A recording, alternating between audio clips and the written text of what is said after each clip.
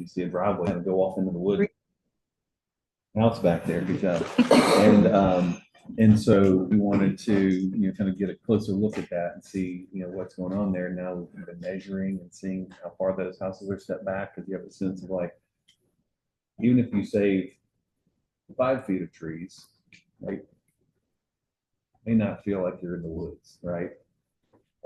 10 feet, 20 feet, how far do you have to go back before it goes from feeling like a buffer to feeling like woods, And so those are the kind of things, that level of detail that we think about when we're looking at a zoning ordinance. So it's quite different than the usual. So for everybody who isn't here and is watching this on Zoom, welcome, thank you. And and if you are watching as recording, you can still give your input on things we talk about on the webpage, and there's things for to give comments on there, or you can drop in anytime here at City Hall. We'll be here. So, all right. So we're talking about transportation and streetscape. I heard that y'all have some concerns about 100. Meeting adjourned. Anything besides concerns about 100? Plenty of other road concerns, I think, throughout the town. Yeah. Just a lot of increased congestion.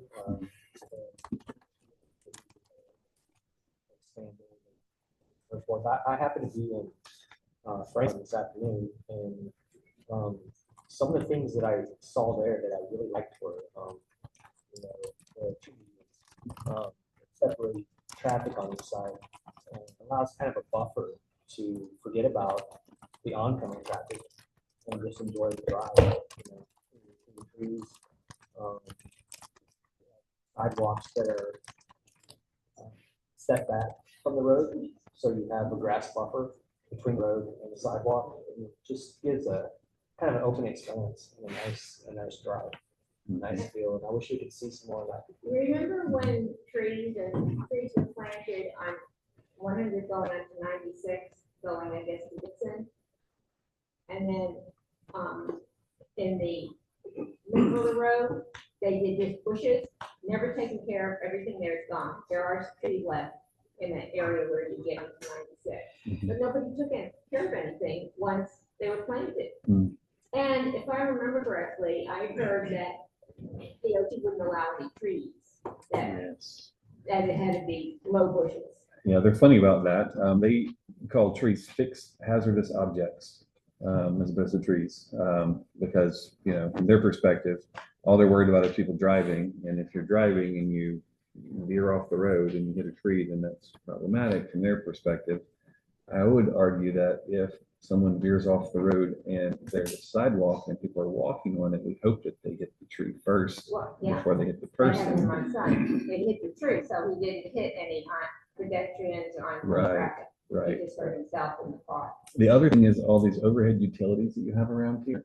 The utility companies won't let you put proper trees underneath or near close enough to them, or in sad case where there was a tree there first. Sometimes you'll see they'll do the old V in the middle and the sort of like really sad topiary version of a tree.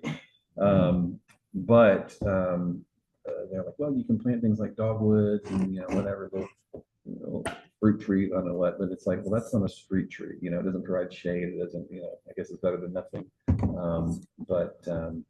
That's another consideration for why you have difficulty sometimes with trees on the side of the streets. But in new neighborhoods, that shouldn't be an issue, except for if the developer just doesn't want to.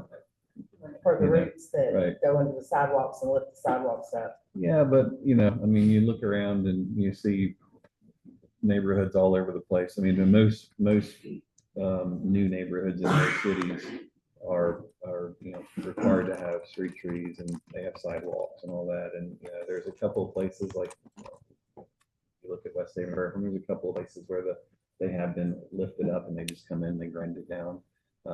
But it's those few instances where you have to do that and have that little bit of maintenance. I think it's far outweighed by the benefit of having the trees there overall, because the place is, one, just more beautiful. Two, it's more friendly to walk because you have shade, and it's safer for the pedestrians for the reason we just said, with the cars moving. something that, based on what I've been hearing from all of you, talking about character and the things that are important to you, it seems like one of those dials that we should probably adjust to, that be a requirement for development. And would it be underground utilities for new development? Do we have that in Do you all not already do that? We already have Yeah, underground yeah, facilities. most So that places would- do that. Yeah, you don't have to worry about the interference and that type of stuff. And so that kind of ties in the streetscape. The transportation side of it also kind of comes in. You look at the bigger roads. I mean, people think about those more as the transportation side of things, but they also can have a streetscape. If you look at some of the grand boulevards of the world, they're carrying like massive volumes of traffic, but they're like on postcards and stuff. Because they're not DOT roads, but and they're in Europe, who knows? But or older than before we had standards that didn't allow us to make beautiful and wonderful things. So, what you see though, like on a state route, a lot of times, well, DOT won't let us do this or that, or the other, but many main streets across the country are DOT roads, and there was just, I don't know if the DOT would just be too embarrassed to propose destroying Main Street or whatever, but or the city just said, no, you can't do that and mess it up. And so, but as you all think about traffic problems, and we talked about maintenance a second ago and widening, when you widen the road, it has an impact on the character. You have to just be prepared. You have to make a decision, sort of weigh the costs and benefits. Like, okay, are we willing to, for the sake of expediency and moving traffic more efficiently and whatever, getting rid of some of that character through certain portions of the city? And in a lot of cases, the answer is yes. However, I think I mentioned this in the opening presentation, we know data will back this up, and you can just empirically look at it in Atlanta, for instance. If you add more lanes, it helps for like 2 years, and then it fills right up because everybody's like, oh wow, it's easier to go over there, and so they go. And so that's why we talk about that sort of network of streets and parallel streets that were parallel 100 or other major thoroughfares, because you essentially are adding lanes. They're just not all in the same place. And so one person is going over here, and so it makes sense for them to go on 100. Another person is going over there, and so it makes sense to go for them to go on, First Street or whatever it is. They're kind of heading in the same direction, and it distributes that traffic instead of it all having to go on 100. So since we talked, I've been sort of looking and sketching around and seeing like, where are all the opportunities where you could connect or, would make sense to connect. And there's actually a good number still. And then I keep going like, okay, can I see, are there any development plans for that parcel? And did they have the same idea that I did where you could connect? In some cases, yes, and maybe some cases, no. But I think having that forethought is gonna help. So trees, we heard. What's These else? are like, the studies they did, and they did in Lexington, Kentucky, they've proven that they help with air pollution and noise pollution. And then you start widening the roads, the neighbors are gonna get such loud ambulances and tractor trailers and all that. So we're gonna need some buffer of some sort with the trees, something to help knock down the noise and pollution. Yeah. Well, to your point about maintenance as well, we drove around on our tour yesterday. Some of these beautiful country roads that you guys have, they've got trees, like old trees, like right up next to them, and there's like the farms are here and there, and but they're narrow, which is what they would have done because we didn't know used to have gigantically wide vehicles. I noticed on one street, you had a bunch of tree stumps, where there used to have been a row of trees, and I'm thinking there was some story about why they got cut down. I don't think it's that y'all did it necessarily, but it did get cut down on those old roads with those trees and the sort of beautiful character. Are y'all of the mindset where you're like, we don't care about the character, we need to widen those up, get those done properly, or are you more like, we love those roads even if we have to be a little bit more careful and actually slow down when we pass somebody? And I feel like there should be a way to still maintain the road at the same time. I was wondering about that. Like sometimes you have the trees on one side, but not the other. Yeah. It's like, okay, maybe if you're really strategic about it. The other thing was if you add some of these new roads that don't have the old trees are there already. Maybe those are the ones that are a little bit sort of more up to modern standards, if you will. And if you're really trying to hustle somewhere, you maybe go on those roads and it'll allow you to save the other roads. I don't know, just kind of brainstorming. Y'all know the roads, kind of roads I'm talking about, you know. Have you ever been down South Hartford Road or Highway 100? Did we go I don't on our know tour? either. I'm not sure. I don't feel like we didn't. It's in Davidson County. Oh, No. no, yeah, we didn't. It's what you're talking Yeah. about. What is it called? It's South called Hartford. South Hartford Road. It's right by the cemetery. Okay. And if you drive down that road, it is curvy and narrow. Yeah. But it's beautiful. It's a character that's maintained all that. And they're developing and beautiful, beautiful homes. Yeah. It's just a beautiful place. But those people have said, okay, this is what we want to set like roads. And I think what you're saying is that, right? Yeah. Okay, Yeah. we're going to maintain this beauty of the landscape. And make sure.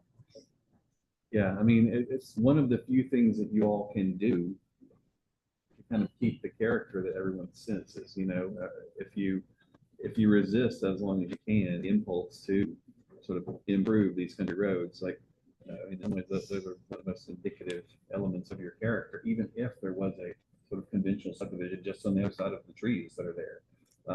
It's, you know, it gives you a crust, an edge, a garnish of your character development curse. Something to think about that we're kind of marinating on. I was just curious if y'all would too. I think I asked Ethan, like, yeah, this road's gonna get fixed up or whatever. And I was like, is that whitened? Because I know it's just gonna be repainted. I was like, oh, okay, that's great. About within our subdivisions, once the builder leaves and our little roads within our subdivision start cracking, and whose responsibility is it to fix our streets within our subdivision? Depends on who owns the road. Mhm. If it's a city road, the city is, and if it's an HOA, that is a private road and they're Okay, responsible. well, we don't have an HOA. Right. Well, if it's a city road, then the city would put you on a list. We've got a list right now of probably 8 roads in one subdivision that we're paving before the end of the year. We have to put a request. No, our city planner determines. But normally people will do calls and be like, hey, how about our road? You know, and but in the meantime, just think of it as traffic calming. Right? People don't speed because maybe it's a little bumper. So, Yeah, but also it's a tripping hazard yes, when the older ones walk. because you know I don't have sidewalks. There's no sidewalk. Which are you I'm referring right to? then.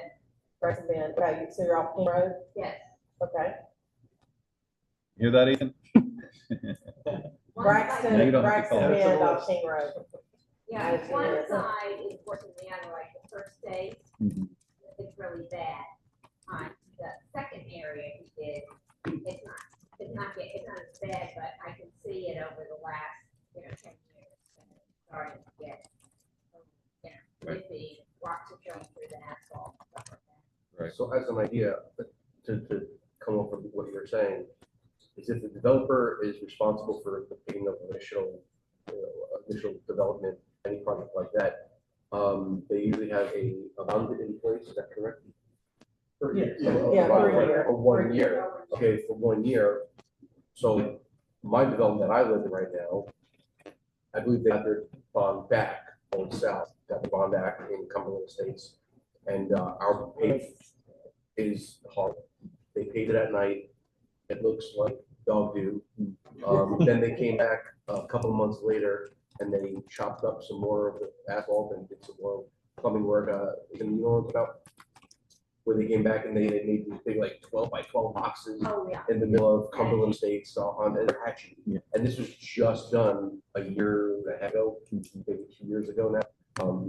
But now we're having some issues, especially like if I'm on Brazen Way, the roads are very bumpy and, after the snowfall that comes up, I think we're gonna have some issues.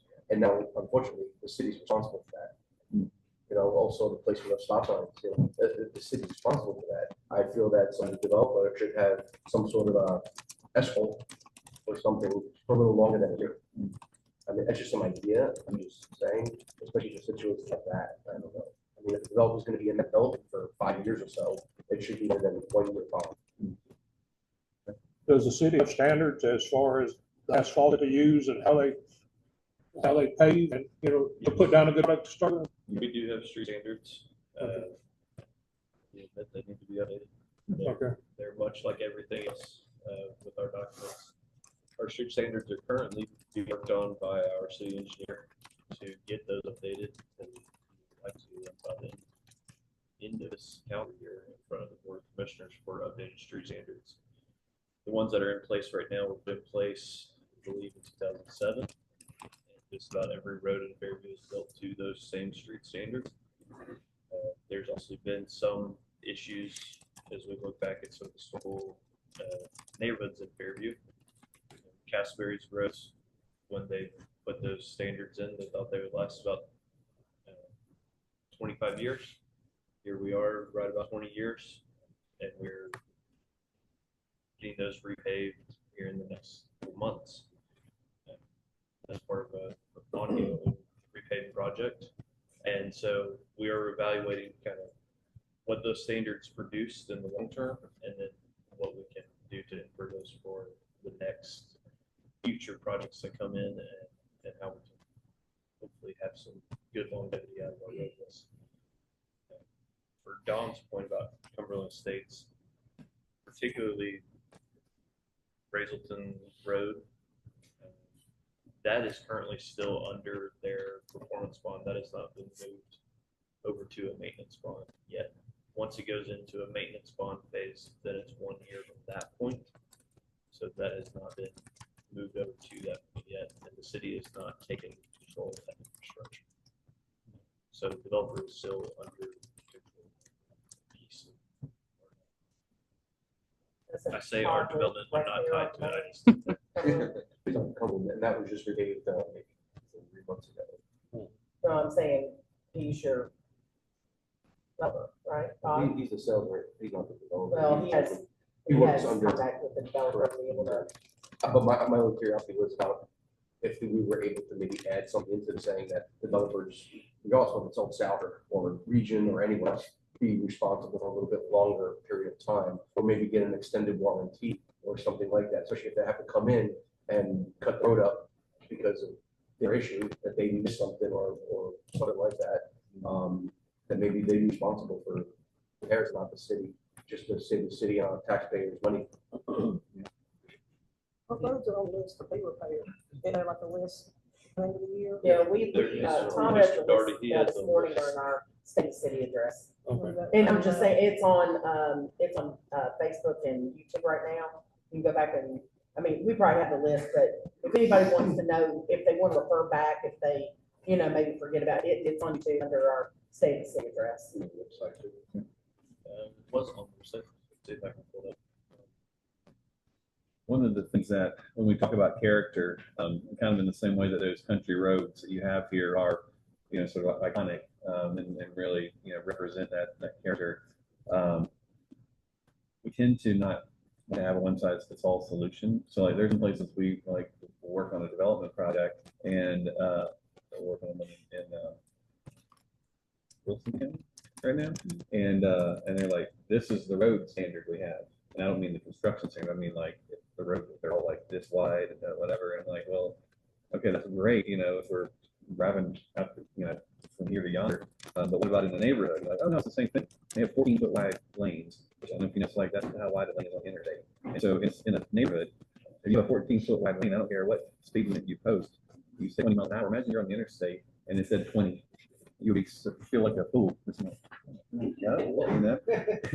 And so there's an aspect, obviously, of, you know, safety when people are driving through a neighborhood and people are walking, kids playing and doing all things. Because, you know, what self-respecting kid wants to play on the sidewalk there in the street, you know? And so we think about the design of streets for the context that they're in. So in some cases, you do want to move from here to there quickly, you know, there's a certain design that way. But in other areas, you want to feel that country road. That's its own kind of a theme. So, and then in the town center, or city center. City center, you know, there, it's a different character you're trying to convey. And so the street, you know, basically from the front building, including the sidewalk and trees and lights, all that very different than those country roads or even in the neighborhood. And so one of the things that we'll be working through in this process is looking at unique sort of a palette of street types as well, so that, you know, we can use that character into it. So at every level, we're thinking about character, but also streets have to move cars, not only cars, right? People. So we need to accommodate for that. And most of the streets in a place sort of grew up in sort of a rural kind of place, they were just in lovely neighborhoods, the sidewalks in and connecting on trails, trails, things. Yeah, I think that's earlier. We'll get the minimum issue of the really cool response to pay how do you do there, so we can see it. So we need to shorten, when we start. Well, because the traffic problem from 100 people cutting through in my road, I went to school out where the kids are flying through there. Yeah. And I bring my tractor down that road. That's traffic coming. It's on the afternoon, so one things that the city traffic they come from cut, they took the last lamp plate, all over this highway and come out and see people going up 96, think 900. So it's few connections also get them pressure because people are like, oh, well, I'll get around this other mess, I'm gonna go this way. And I was always think about, again, it's references all the time. You might in sports, like, people go here and there, and that's it. They're cutting through because of the need to be connected.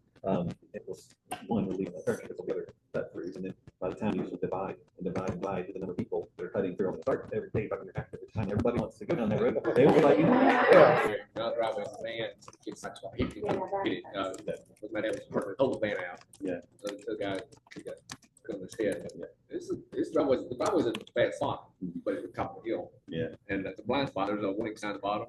Of course, what we do, stop sign is already going. Well, and that road that he's talking about in Crocut, which, other people have talked about, those have become the, connector roads. And the problem is they were probably back from the horse trails, substandard.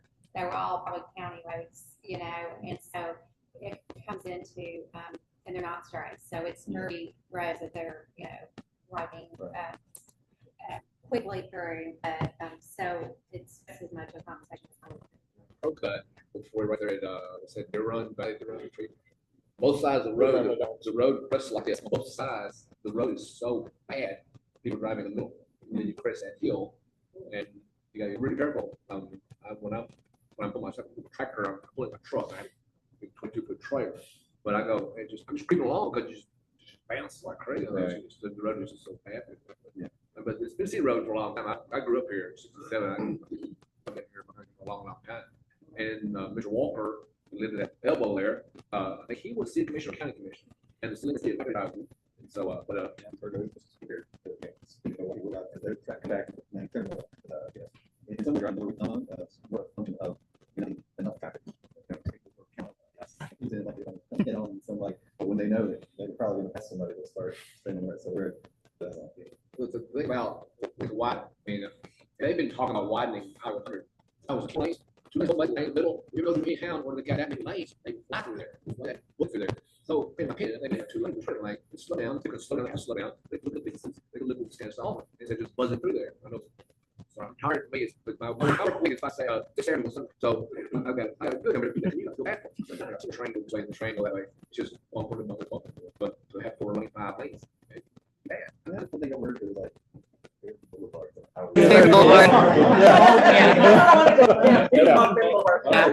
It's actually not Highway 100 in Fairview, it's Fairview Boulevard. Right. If you look it up. Yeah, Fairview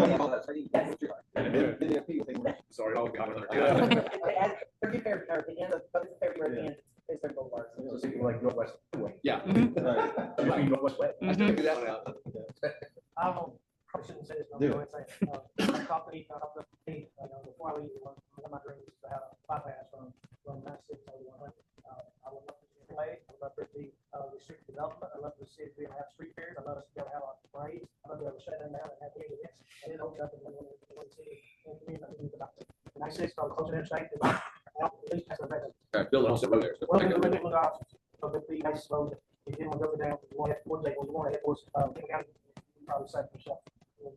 I think this is likely, I think it's around 100, but then you see up and you're more likely to stop than if there was an overpass. Well, you're right, businesses think that. I don't know how many times I've driven there and be like, you know what, I think this phone's repaired. I think I'm gonna just pull another for that, but I don't know if y'all have one of those, but it's typical on this kind of highway. And we just so much of what we do these days, that thinking you're 100% right. If you ask a retail, they'll be like, that's, yes, I want more car drive by and all that stuff.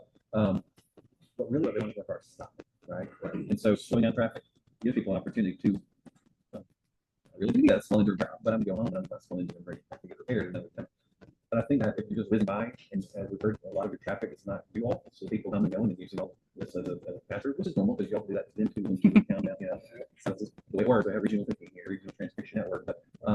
But I think that right now you don't have any what we call experiential retail or not in place, right? So you're how good the Thompson Kitchen is. Somebody from Frank's like, oh yeah, Thompson Kitchen, that's good. The sign was great, I'm going to go because I heard it was good food. But there was, besides that, there's no reason to go there, nothing drew me in. It's the place, the character of the place. It's still like a high we want to do in zoning and think about how development occurs, even along the 100, to kind of push up and mix some places. And then, what do you get?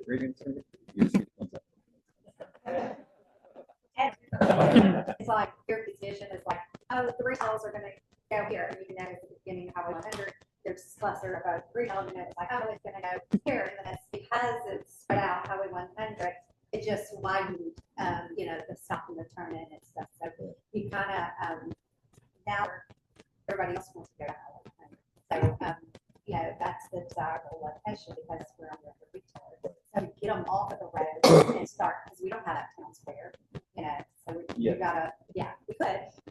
We just have to. Because you have all these curb cuts on the highway, people coming in and out, and that's so different than what I'm doing to have curves. Just put the whole parking lot and hold in anywhere you want.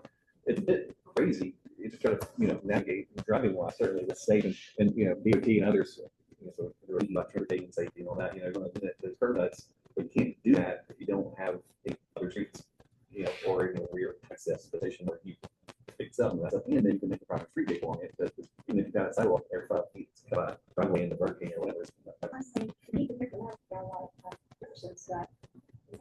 So like LED, like That's not want to see. That's not country at all. No, it's not Right. here. Yeah, that it's some places on the outside that apply to the outside that move operationally or whatever.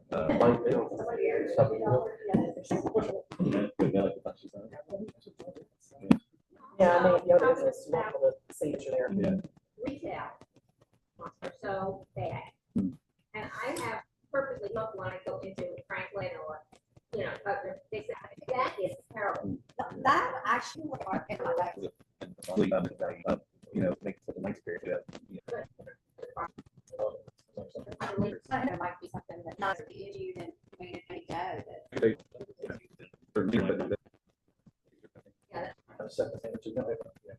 Traffic Oh, stop, traffic, but the traffic lights, so we're good, but our neighbor, they give it a look at it, it's not, it's our neighbor, but come in and we're right there. And I said, have them, we all know that turn lanes are needed down there, so. And that traffic study, how far you need it, how much stacking will occur on the traffic. Kind of start changing where the city essentially controls traffic. So right now, it's the development comes in, they go hire consultant, and work for that. They come in, talk to staff, they control that traffic consultant, the consultant section wants this to come in. It doesn't have to limit to from your property lines. If we can say if the intersection half a mile away is affected by this, traffic study will give it that. So Call it offsite improvement. Their truck study came in and it's just in its form where they say it's only 70%, it's off speed up next year, you can stuff with them. They said that we can, on the front end, they would, look over the projects and they would give us some help in the, and then we may not have, been able to get the turn lanes or the road improvements that we need. And also the traffic study, we can have a traffic study by an independent person that we can actually show, the traffic flow instead of, like they were talking, that's gonna, they're gonna get somebody that's gonna work with them and do it for them. And we need. I think we need to have what's, even if traffic study votes are already, so it's still gonna be enough, so there's no improvements required, because nothing's gonna help. And that, I think, you what to say, that's what if you want this project approved, you're gonna put it in, right? And, working with us and everything, it's too easy in traffic study. Develop what we want to see improve and not just depend on their traffic study and then I will not accept that. That's not that. this morning, TDOT did come, so if you have a chance to go back and watch, a TDOT representative to kind of talk about, we wish it was sooner. But, they are very aware of our traffic problem because of the meetings the mayor got to, they got to get ready. Mr. Mayor and the mayor talking about now, no matter what, we know they're gonna have traffic over 100, it's gonna affect. So if we can get them to help fill in the gas, that needs to be what, go out it. when they got, you know, almost 500 homes that they're gonna put in, and they're saying they're only gonna impact the roads around them 17%, because that's just absolutely absurd. I mean, it doesn't work that way. So, right, there's some roads that the whole development jumps out on, and they're not even included in the truck setting. So, I mean, Well, and anything on Highway 100, and they are puzzled. So if it's a good development, we need to change our mindset from, we just don't want any more growth, to what value can they add? And then we're at TDOT, we're not on the 10-year plan. So, and I mean, honestly, let's be honest, we're really not on the 10-year plan. So, because we're in line with all these other cities, and even though we think our problem is horrible, we all know there's other places in Williamson County. That another development off of Fairview Topical would help the situation. Well, Not there's the end of that, but, you know. Yeah, I'm not for or against, I'm not in the business, you know, but I can tell you that that development that close to the power, we know in the forward plan, it's a sign, because we can do something. And Right now, it's under rental. You know, if they expand that part of it, then we need to look at something. And if it's more subdivisions. Don't you want? Time we met, when everybody had their stuff, started, it's not time, but eating.